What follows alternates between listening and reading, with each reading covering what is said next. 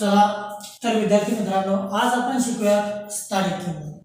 बघा, आता स्थानिक किंमत शिकताना आपल्याला स्थानिक किंमत ही उजव्या हाताकडून डावीकडे मोजावी यायची असते. बघा, मग यामध्ये काय सांगता येतात? एकक, दशक, शतक, हजार, 10,000, लक्ष, 10 लक्ष, कोटी, 10 कोटी. आता यामध्ये जर म्हटलं तर प्रत्येक ठिकाणी बघा, आता प्रत्येक ठिकाणी आपण स्थानावर 1 हा अंक दिलेला आहे, पण प्रत्येकाची किंमत ही स्थानानुसार वेगवेगळी आहे. तर मग ती कशी काय आहे?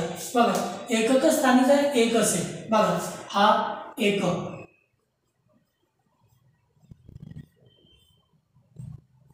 एकक स्थानी जो 1 आहे त्याची स्थानिक किंमत 1च आहे. बघा, आता दशक स्थानी,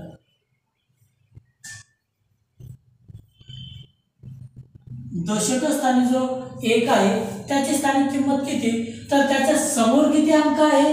1 अंक, म्हणून त्यावरती 1 शून्य देऊया, म्हणजे त्याची स्थानिक किंमत होते बघा 10, म्हणजे 1 दशक. बघा, आता शतक स्थानी जो 1 आहे त्याची स्थानिक किंमत,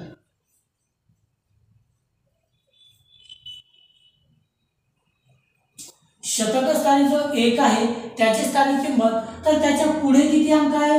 1 2, मग 2 शून्य ठेवूया त्यावर, आणि मग त्याची स्थानिक किंमत होते बघा 100.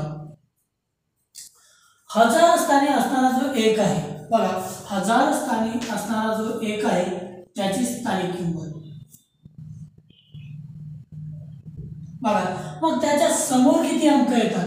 हजार स्थानी जो 1 आहे त्याच्या समोर 1 2 3 अंक आहे, म्हणून 3 शून्य त्यावरती ठेवूया, 1 2 3, म्हणजे त्याची स्थानिक किंमत होते बघा 1000. त्यानंतर 10,000 स्थानी, बघा 10,000 स्थानी जो 1 आहे त्याची स्थानिक किंमत, मग तर त्याच्या समोर किती? 10,000 स्थानी हा 1, त्याच्या समोर 1 2 3 4 अंक, म्हणून त्यावरती 4 शून्य ठेवूया, 1 2 3 4, आणि म्हणून त्याची स्थानिक किंमत होते 10,000. आता लक्ष स्थानी जो 1 आहे त्याची स्थानिक किंमत,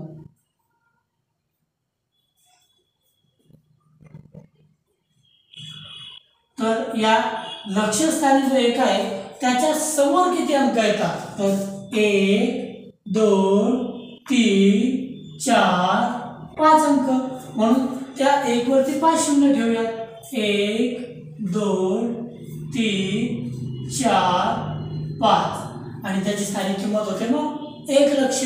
आता 10 लक्षाच्या स्थानावर जो 1 आहे त्याची स्थानिक किंमत,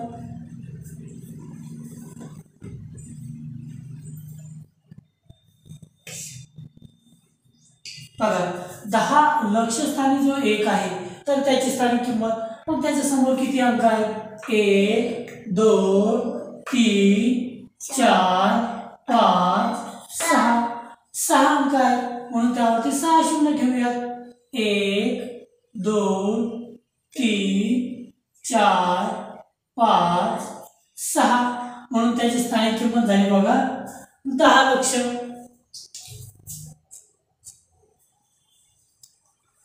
नेक्स्ट मध्ये घेऊया बघा कोटी.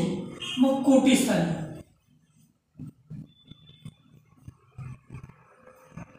कोटी या स्थानावर जो 1 आहे त्याची स्थानिक किंमत, मग त्याच्या समोर किती अंक येतात? 1 2 3 4 5 6 7, मग त्यावरती 7 शून्य ठेवूयात, 1 2 3 4 5 6 7, म्हणजे 1 कोटी. आता 10 कोटीच्या स्थानावर जो 1 आहे त्याची स्थानिक किंमत,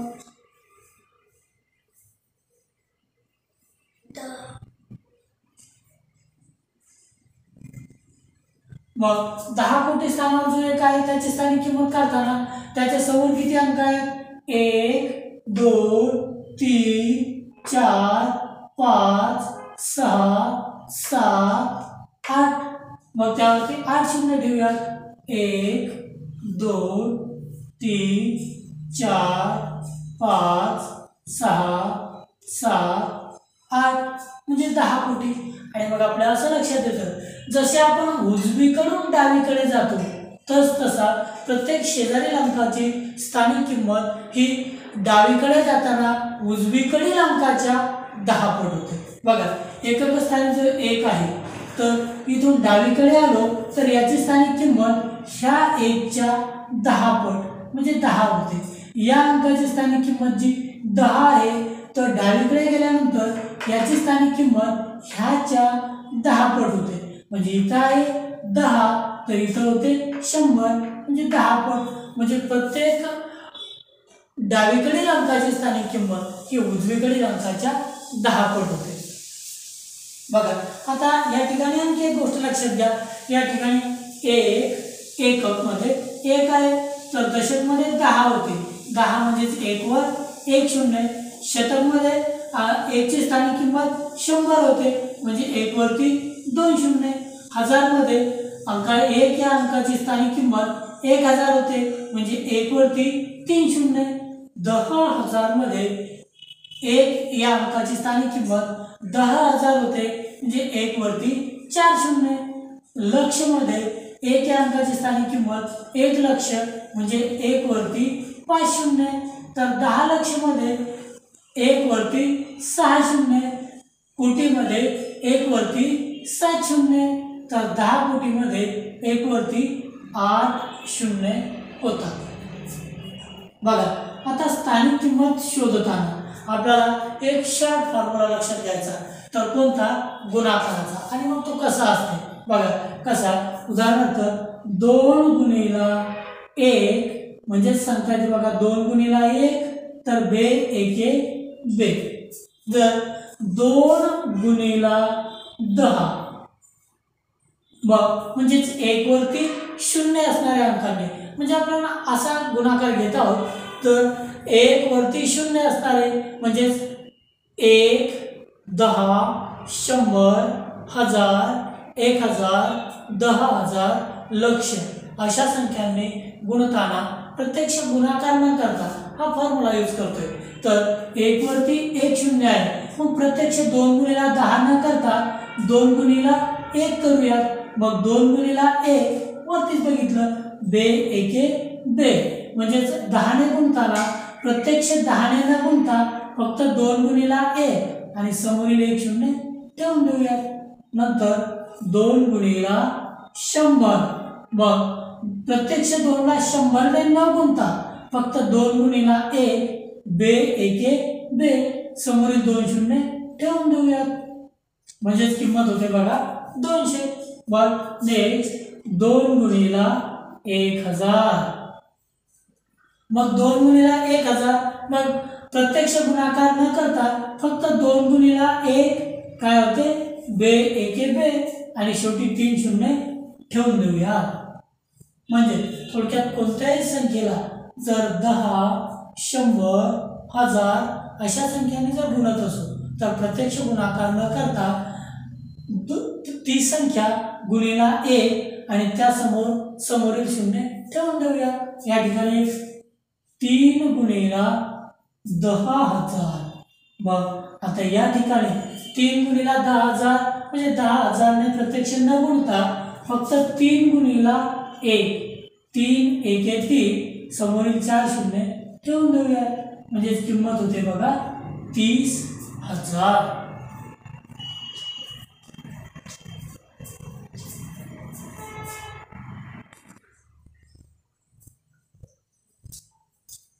नेक्स्ट मध्ये बघूया बघा एक्झाम्पल नंबर 1, 24 या संख्येमध्ये प्रत्येक अंकाची स्थानिक किंमत शोधूया। मग स्थानिक किंमत शोधताना काय करायचे आपल्याला तर 24 या ठिकाणी अशी लिहूया। बघ आता लिहित असताना याचं विस्तारित रूप लिहायचं। विस्तारित रूप ज्यावेळी आपण लिहू त्यावेळी प्रत्येक अंकाची स्थानिक किंमत निघत असते बघा। मग आता 2 चे 24 मध्ये 2 हे दशक स्थानी आहे, मग या 2 ची स्थानिक किंमत काढत असताना आपल्याला असं लिहायचं बघा तर 2 गुणिला 1 आणि या 1 वरती किती शून्य लिहायचे तर 2च्या समोर किती अंक आहे तर 1, तेवढं शून्य आपल्याला या 1 वरती द्यावयाचे, अधिक या 4ची स्थानिक किंमत म्हणजे 4 गुणिला 1 आणि मग 4च्या समोर किती अंक आहे एकही नाही म्हणून 1 वरती एकही शून्य ठेवायचं नाही। आता 2 गुणिला 10 म्हणजेच काय सांगता येते बघा आपल्याला 2 गुणिला 10 म्हणजे 2 गुणिला 1 बे एके बे आणि समोरील शून्य फक्त ठेवून देऊया, अधिक 4 गुणिला 1 म्हणजे 4 एके 4। थोडक्यात 2 ची स्थानिक किंमत किती मिळाली 20, तर 4 ची स्थानिक किंमत किती मिळाली फक्त 4। नेक्स्ट एक्झाम्पल घेऊया।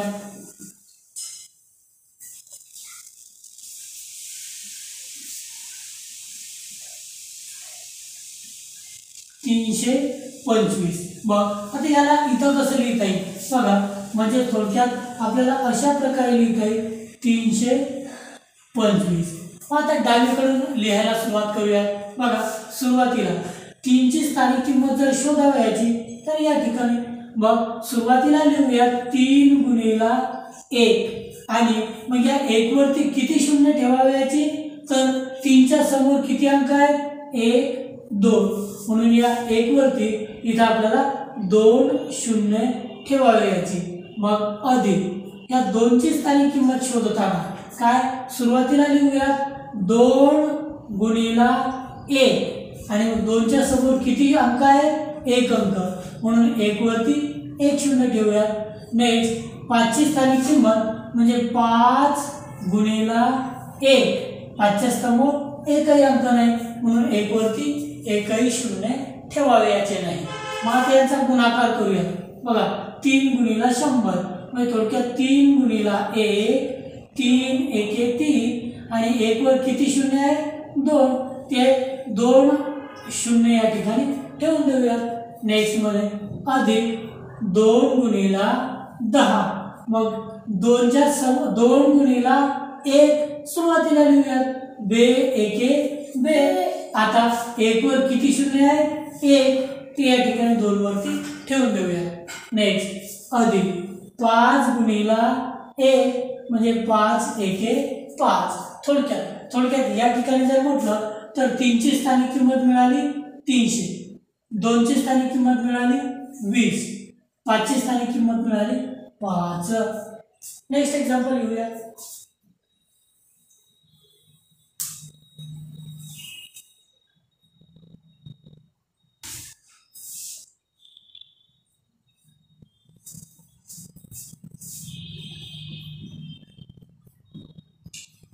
726 म्हणजे या ठिकाणी लिहिता येईल आपल्याला बघा 726। बघ ह्यामध्ये जर म्हटलं तर दिलेल्या अंकांची स्थानिक किंमत काढावयाची म्हणजे त्याचं विस्तारित रूप लिहावयाचे, त्याला काय म्हणतो आपण बघा प्रत्येक अंकाची स्थानिक किंमत काढणे म्हणजे दिलेल्या संख्येचे विस्तारित रूप लिहिणे।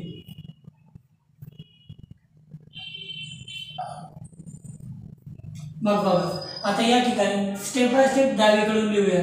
मग सुरुवातीला 7 ची स्थानिक किंमत म्हणजे 7 गुणिला 1, मग 7 च्या समोर किती घरे आहेत किंवा किती अंक आहे 1 2, हे 1 वरती 2 शून्य ठेवूया, अधिक 2 ची स्थानिक किंमत म्हणजे 2 गुणिला 1, मग 2 च्या समोर किती अंक आहे 1 म्हणजे 1 वरती 1 शून्य, अधिक 6 ची स्थानिक किंमत म्हणजे 6 गुणिला 1, 6 च्या समोर किती अंक आहे एकही नाही म्हणजे त्यास 1 वर एकही शून्य ठेवावयाचे नाही। मग सांगता येते बघा आता 7, आता या ठिकाणी 7 गुणिला 100 करून घेऊया। मग 7 गुणिला 100 करावयाचे म्हणजे 7 गुणिला 1 7 एके 7, समोरील 2 शून्य ठेवून द्या, अधिक 2 चे गुणिला 10 चा गुणाकार करताना 2 गुणिला 10 2 गुणिला 1 बे एके बे आणि समोरील 1 शून्य ठेवून देऊया। नंतर 6 गुणिला 1 म्हणजे 6 एके 6। थोडक्यात विस्तारित रूपात 7 ची स्थानिक किंमत 700 2ची स्थानिक किंमत 20 आणि 6ची स्थानिक किंमत फक्त 6 येते. नेक्स्ट एक्झाम्पल घेऊया.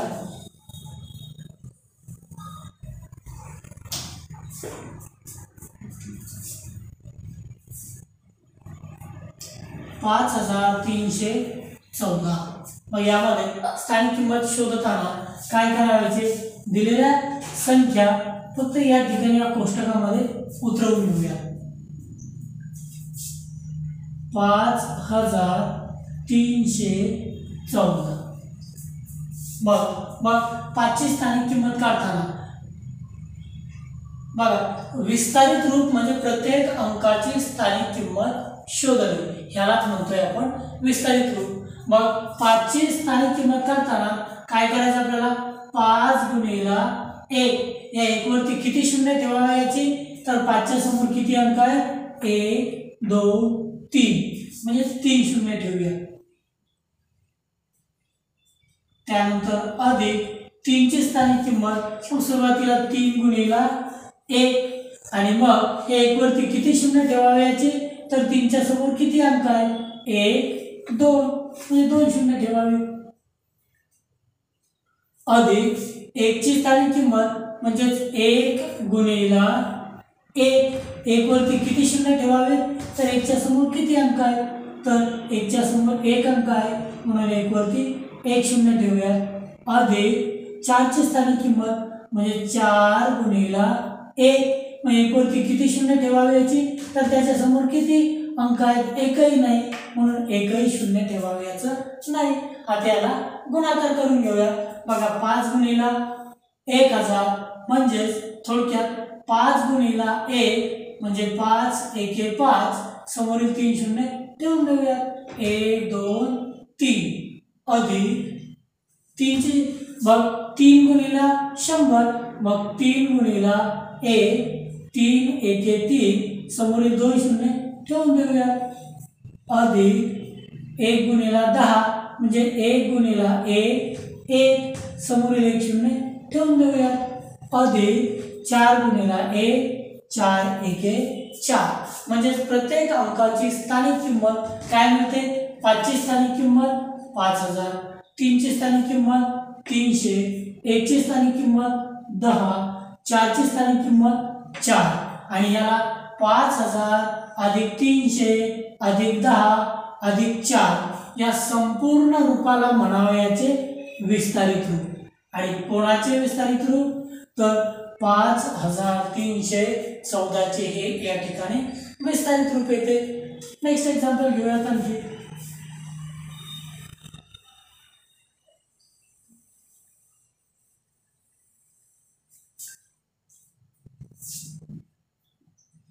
$27,532 या ठिकाणी प्रत्येक अंकाची स्थानिक किंमत आपण आता शोधूयात.